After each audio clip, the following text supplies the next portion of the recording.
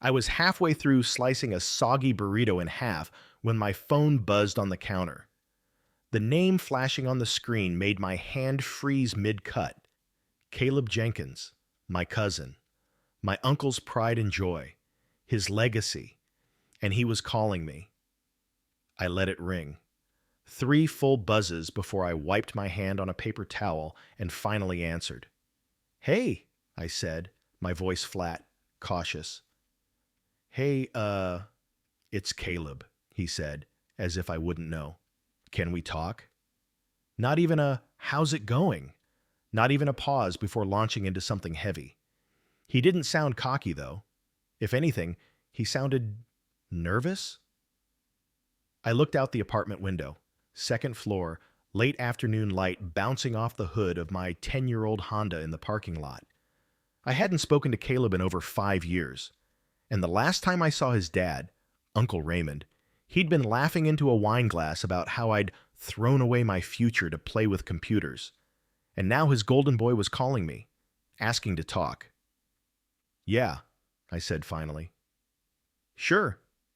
I didn't sit down. I just leaned on the counter, burrito forgotten. Caleb cleared his throat. I, uh, I saw your company's hiring, like for those developer roles, senior level, and I was wondering if you'd be willing to, refer me. Refer him, as in help him get a job. At the place I'd built myself up from intern to lead engineer over 7 years. The place that didn't even give interviews lightly. The place I'd bled into. And now, Raymond's kid wanted in. I didn't answer right away. Not because I didn't know what to say, but because I wanted to remember everything. Every damn thing. It was Thanksgiving, 6 years ago, when it all started. My mom had begged me to come back home for dinner that year. I was broke. Just starting my first freelance coding gig after leaving a traditional job at a marketing firm. I didn't have much. No title, no salary worth mentioning, no benefits. Just a Dell laptop and a pile of rejected client proposals. But I showed up. Because I loved my mom. Because I wanted to be present. Raymond showed up 30 minutes late, decked in a charcoal suit, dragging Caleb behind him like a show pony. Caleb had just gotten a partial scholarship to a big-name business school. Full ride for ego. Everyone clapped when they walked in. "I brought wine," Raymond had said, tossing a bottle onto the counter like it was an Olympic torch. Thought it'd pair nicely with success. No one laughed, except Caleb. At dinner, the questions came. Not the polite kind. Raymond didn't do polite. "So, what exactly is it you do now, Ethan?" he'd asked, slicing through his turkey like it owed him money. "Still playing with code in your pajamas?" I'd smiled, because that's what you do when your uncle turns your career into a joke. "Working freelance right now. Building a few app prototypes for startups. Early stuff." "Freelance," he repeated, like I'd said unemployed. He leaned back in his chair, glass of Merlot in one hand. Back in my day, a job meant a paycheck, not betting on unicorns. Everyone chuckled lightly, mostly out of discomfort. I remember Caleb's smirk most of all. That look like he'd just watched someone get pantsed at recess. "You ever think about going back to something real?" Raymond asked, still smiling. "You're a smart kid. Don't waste it chasing dreams." I gripped my fork hard. "I am doing something real," I said. "Just because you don't understand it doesn't mean it isn't." Raymond raised an eyebrow. "Oh, I understand. I understand risk, and I understand failure." That line sat with me for a long time. The months that followed were brutal. I lived off oatmeal, canned beans, and the occasional gig that paid just enough to keep the lights on. But I hustled. I learned. I taught myself front-end frameworks, built mock-ups, sent cold emails every morning, slept with code running in my dreams. Eventually, a small startup took a chance on me. I joined as a junior developer, worked 16-hour days, and slowly climbed. By year 2, I was lead. By year 3, that company was acquired. I got my first stock payout. Not massive, but more than I'd ever seen. I didn't send Raymond a Christmas card, but every year, at every family function, the same digs came, the passive-aggressive snipes. "You still doing that coding thing, Ethan?" Bet it's nice not having a boss. My Caleb's Thinking Consulting. Real firms, real money. I smiled through it, because I knew. Eventually, it would turn, and it did. 3 months before Caleb's call, I'd been promoted again, this time to head of product engineering at a mid-sized SaaS firm. Remote friendly, benefits, equity, respect. I'd made it, quietly, no fanfare. But I'd started hearing whispers. Aunt Melissa had let it slip at a family gathering, that Caleb had left his last job. Something about downsizing. My mom heard he was interviewing but not landing anything, and now he was calling me, voice tight, asking for a hand. "You still there?" Caleb asked, breaking my memory. "Yeah," I said. "So, I know we haven't talked much, and I know things between our dads weren't always easy, but I could really use this. I've been out of work for a while." I could hear the edge in his voice now, that shift from arrogance to vulnerability. Funny how life does that. "What kind of role are you looking at?" I asked, measured. "The senior front-end dev role. I've been doing React, a bit of TypeScript. I know it's a stretch title-wise, but I've been practicing upskilling." I knew the role. It required 5 years minimum, strong contributions to shipped products, a portfolio, not just upskilling. "Send me your resume," I said finally. "I'll take a look." "You will? Man, thank you, seriously." "Don't thank me yet." He hung up with promises to send it over that night. I stared at the blank TV screen in my living room. My burrito had gone cold. When his resume came in, I wasn't surprised. 1 year at a consulting firm, 2 at a bank doing internal systems. Some freelance, no portfolio links, no GitHub, no case studies. I opened our internal system, searched his name. No application on file yet. I had a decision to make. I wasn't vindictive by nature, but I wasn't naive either. Raymond had spent years making me feel small, turning family into a hierarchy, where success meant suits and titles. Now the balance had shifted, and his son, his legacy, needed me. I didn't know what I was going to do yet, but I knew one thing. If I did help him, it wouldn't be for Raymond. It would be for me. Not because of the resume or the request, but because of the weight of it all, the years of quiet jabs, of being the lesser cousin, of Thanksgiving dinners where I was the example of what not to become. I kept hearing Uncle Raymond's voice in my head. Success isn't built on fantasy. Real men wear suits, not hoodies. You can't code your way out of mediocrity. I opened Caleb's resume again around 2 in the morning. I read it line by line. It wasn't terrible, but it wasn't good. It was safe, sanitized, no edge, no proof he'd ever built anything from scratch. Just a list of tools and acronyms that anyone could have copied from a job description. There was no hunger in it. And that's what bugged me most, because I remembered my own hunger. The late nights squinting at broken code, the days I skipped meals because the client was waiting, the time I patched a critical bug on a dying Wi-Fi signal in a Taco Bell parking lot. Where was his version of that? The next day, I sent a short reply. "Thanks for sending this. Can you share some links to recent projects or contributions you've made? GitHub, portfolio, anything hands-on."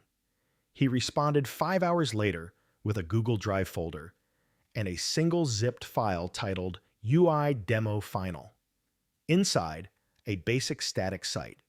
No backend, no authentication, no responsiveness. Just a 3-page layout with lorem ipsum text and a contact form that didn't submit anywhere. This was senior level work? I didn't reply. Instead, I did something I hadn't done in years. I called my mom. Ethan, everything okay? She answered on the second ring, voice thick with sleep. Yeah, sorry it's late. I just, I need to talk to someone. She was quiet for a moment. It's about Caleb, isn't it? I sat down at my desk, the soft glow of my monitor bathing the room in pale blue. You knew? I suspected. Melissa's been dropping hints. Apparently, he's applied to a dozen places. Nothing's worked out. He's floundering. I rubbed my eyes. And now he's asking me to vouch for him. Oh. That oh carried everything. Surprise, guilt, hesitation. Do you want to help him? She asked gently. I don't know. I mean, part of me does, because it's not his fault Raymond was a jerk. But another part of me feels like, if I do this, I'm giving Raymond a win. She was quiet again. Do you remember what he said to me that Thanksgiving? I added. I do. I also remember how you handled it. You didn't throw it back in his face. You just kept working. Yeah. And now I'm finally somewhere solid, somewhere real. I earned this. I know you did, honey, but ask yourself something. Are you looking for revenge or resolution? That line stuck with me the rest of the week. Caleb followed up twice. First with a just checking in, then a totally understand if you're busy. His tone was getting more uncertain with each message. I didn't reply. I was still thinking. At work, I started asking around quietly. Our company didn't hire based on referrals alone, but an internal vouch carried weight. So I pinged Stephanie, one of the senior recruiters. Hey, hypothetical. How do we treat referrals with borderline resumes? Like someone who has the basic years but weak portfolio? She answered quickly. Depends. If the referrer's solid, we'll at least phone screen. But if there's no project depth, they won't go far. Why? I told her I'd been contacted by a cousin I hadn't seen in years. I didn't name names. Gut check, I asked. If you were me, would you refer him? She replied with just one sentence. Only if you'd stake your own rep on it. That line cut through everything. Would I? The next night, I drafted a long message to Caleb. I deleted it, then started again and again. Finally, I wrote something that felt honest. Caleb, I've reviewed your resume and the project you sent. I appreciate you reaching out. It couldn't have been easy, but I want to be upfront with you. The role you're targeting is extremely competitive. The team is currently reviewing candidates with deep project history, live contributions, and robust portfolios. Based on what I've seen, I think you have potential, but you're not there yet. If I referred you now, I'd be setting you up to fail in front of a tough panel and risking my own credibility with people who trust my judgment. That said, I don't want to just shut the door. If you're serious about improving, I'm willing to help. I'll mentor you for the next 6 weeks. Review code, assign projects, give feedback, but only if you're all in. If you take that seriously, I'll consider a referral. Let me know. Ethan. I hit send, sat back, waited. 10 minutes later, a reply. I wasn't expecting that, but yeah, I'm in. Thank you. Seriously, I won't waste this. The next few weeks were strange. Every Sunday and Wednesday, we met on Zoom. I gave him real assignments, build a responsive dashboard, integrate an API, write unit tests. I reviewed his code like I would a junior dev on my team. At first, his work was slow, sloppy. He overused libraries, didn't comment, hard-coded values, but he took feedback. And by week 3, something shifted. His code got cleaner. He started anticipating edge cases.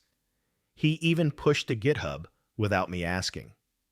And in those calls, we talked, not just about code. about why he left the bank, toxic management, about how his dad always expected him to go corporate, about the pressure of being the successful one while feeling like a fraud.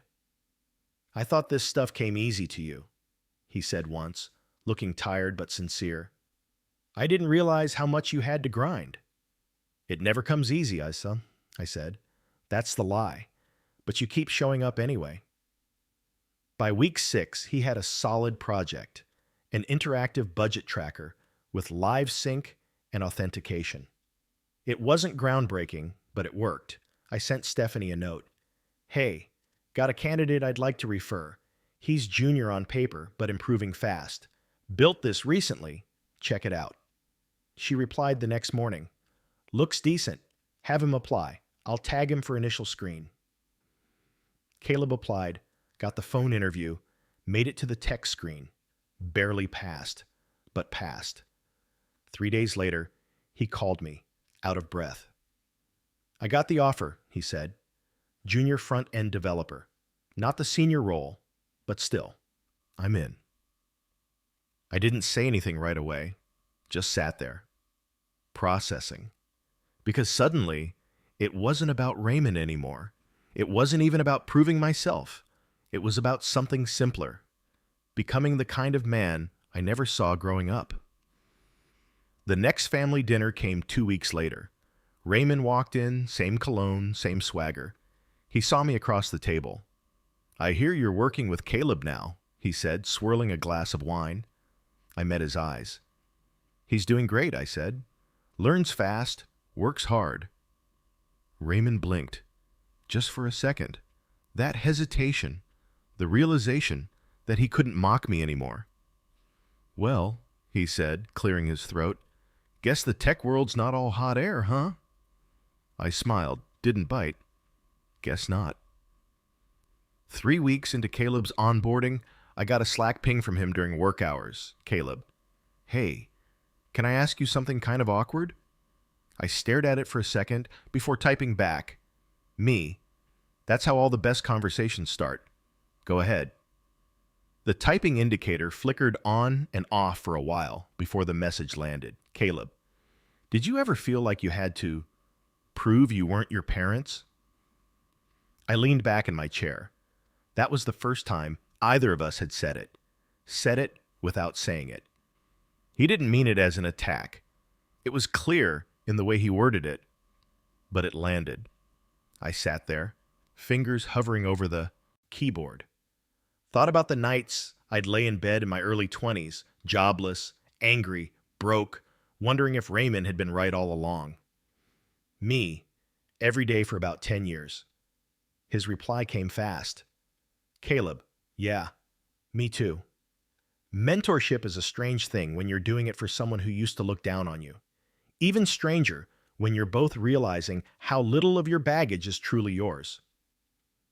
Caleb started doing well. Like, actually well. He asked questions, took ownership, fixed things without being asked. My manager, Alan, even DM'd me. "Alan, your cousin's a keeper. If this is how you mentor, we might need you to start coaching juniors." I didn't forward that to Raymond. I didn't need to. But that didn't mean things were all clean and resolved. Not yet. One Saturday afternoon, I was heading to the local coffee shop with my laptop, planning to prep for Monday's sprint planning, when I got a call from an unknown number. I almost didn't pick up. "Hello, Ethan, it's Raymond." I stopped dead in my tracks outside the shop. He sounded uncomfortable. That was new. "Did Caleb give you my number?" I asked. He cleared his throat.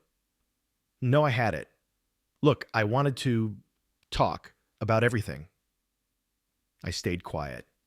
He went on. "I heard about the offer, the job. Melissa said Caleb's actually enjoying it, and I thought maybe we could sit down, clear the air." Clear the air. The same man who used to mock me at every family function was now asking for a sit-down. "I don't think that's necessary," I said, "unless there's something specific on your mind." He paused. I think I owe you an apology.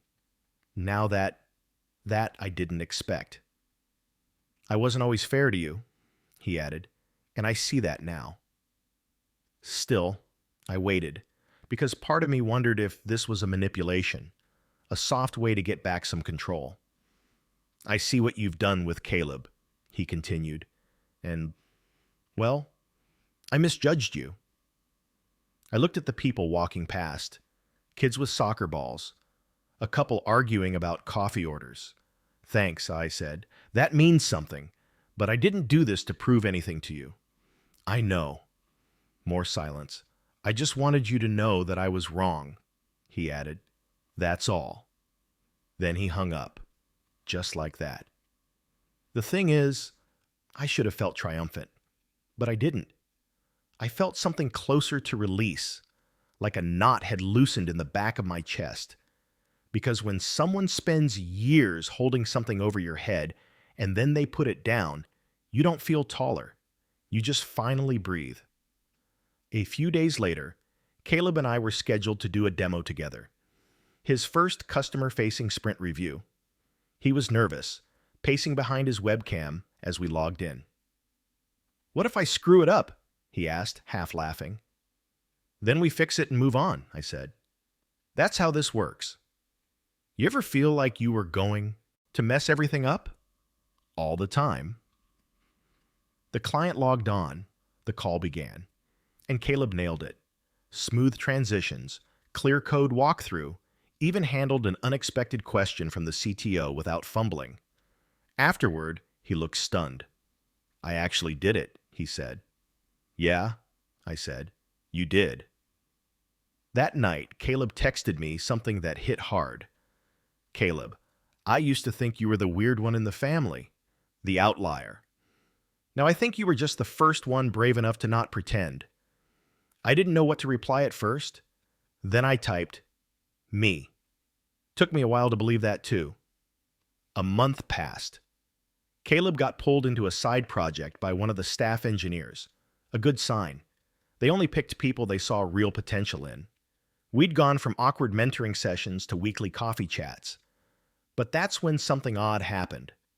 I was walking into the office break room, first time I'd visited HQ in months, and I overheard two junior devs chatting. "Yeah, Ethan's cousin, right? The new guy?" Caleb, "Yeah. I heard his dad's some kind of exec at a bank. Got him the job here." "Seriously?" "Yeah. Connections, you know?" I stopped in the hallway, heart pounding. Not out of anger, but out of recognition. Because that's exactly what people used to say about me. "Oh, Ethan only got in because he kissed up to the CTO. He probably faked his portfolio. Bet his cousin helped him get the offer." Now Caleb was the target. The cycle doesn't break just because you step out of it. That night, I called Caleb. "Can I give you some advice you didn't ask for?" "Sure," he said, laughing. "People are going to assume you didn't earn this, no matter what you do. I figured that out already." "But here's the thing," I continued. "You can't waste time proving them wrong. Just do the work. Let it pile up. And eventually, they'll forget how you got in. They'll just remember what you built." He didn't respond right away. Then he said something I didn't expect. "You know what I used to tell people about you?" "No, but I'm sure it was generous.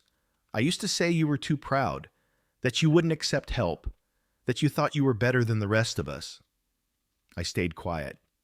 "And now," he said, "I realize you weren't proud. You were just trying to survive in a family that didn't know how to see you."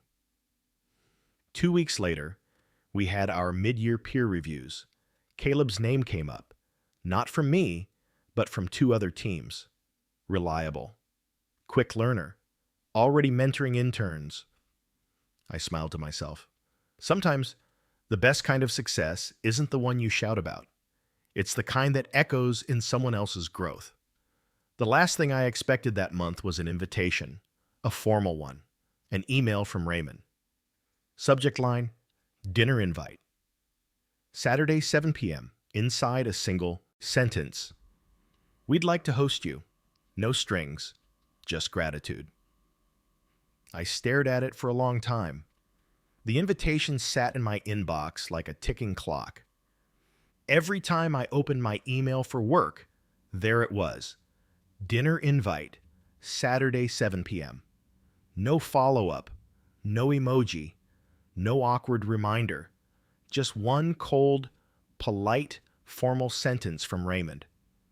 I didn't respond right away. I wasn't sure if I should. The rational part of me said, he's trying. Accept the olive branch. But the scarred part, the one that still remembered every Thanksgiving dig, every real job jab, every time I was introduced as the computer guy, that part wasn't so sure. What did I have to gain by going? More importantly, what did I have to lose? It was Caleb who finally nudged me. We were walking back to our cars after grabbing lunch. Nothing fancy, just street tacos and those glass bottle Cokes he liked. "Are you going to go?" he asked, keeping it casual. "To the dinner?" He nodded. "Yeah, my mom's been planning it for a week. Dad said it was important." "I still don't get why." Caleb shrugged. "He's changing, or trying to. Raymond doesn't change. He corrects the story so that he doesn't look like the villain." Caleb didn't push back right away. He just kept walking, scuffing his sneaker against the curb. "I used to believe everything he said finally. About success, about you, about how things were supposed to be. And now I think he was scared of what he didn't understand." We reached the parking lot. His car was parked 2 rows over from mine. He stopped beside me. "I think he's finally starting to understand you." I unlocked my car door, but didn't get in. "I'm not sure I need him to," I said. "Maybe not," Caleb replied. "But I think he needs you to know that he's trying." So I went. I wore a clean button down, nothing flashy, carried a bottle of decent wine. I didn't want to show up empty-handed, but I also didn't want to come off like I was trying too hard. When I pulled up to their house, I sat in the car for a good 30 seconds. The place looked the same. White shutters, symmetrical hedges, that same fake stone mailbox with the peeling number decals. But it felt different, less imposing. Melissa opened the door when I rang the bell. "Ethan," she said, smiling wide. Come in. Come in. It's so good to see you." The last time she greeted me like that, I was still in college, dragging my old laptop to family cookouts, trying to show Caleb how to install Linux. Raymond appeared a moment later, wiping his hands on a dish towel. He wasn't wearing a suit. He wasn't even wearing shoes, just jeans, a tucked-in polo, and socks. "Glad you could make it," he said, voice steady but not stiff. "Really?" I handed him the wine. "Thanks for the invite." He took it. "Appreciate it. Caleb said you're more into craft beer now, though."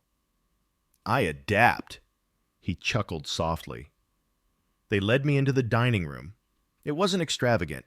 A roast chicken, garlic green beans, a quinoa salad that probably came from Melissa's Health Kick Pinterest board. But it was warm, unforced. Halfway through the meal, Raymond cleared his throat. "I've said a lot of things over the years, Paul," he began, not looking up from his plate, "that I thought were right, about careers, about family, about success." Melissa reached over, touched his arm briefly. "I thought I was guiding," he continued, "but I was judging, and worse, I was wrong." I didn't say anything, just waited. I was wrong about tech, about freelance, about you. And it's not just because Caleb is doing well. It's because I've seen the way you treat people, the way you lead. You didn't just build a career, Ethan. You built yourself. My fork paused over my plate. It was the most vulnerable I'd ever seen him. No punchline, no backhand, just truth. He looked up finally. "I'm sorry." I let it sit for a second. Then I nodded. "Thank you." After dinner, Caleb and I stood out on the back deck. Crickets were going off in the hedges. A warm breeze drifted in from the neighbor's jasmine bush. "So, that was surreal," I said. Caleb laughed. Yeah, I thought he was going to combust after saying I was wrong. I think I did. He bumped my shoulder lightly. Thanks for coming. I'm glad I did. We were quiet for a bit. Then I asked, you ever think about what you'd be doing if we hadn't reconnected? All the time. Still in finance? He made a face. God, I hope not. I hated it. The pressure, the grind, the pretending. You're doing good work now. I feel like I'm actually building something, he said, not just chasing spreadsheets.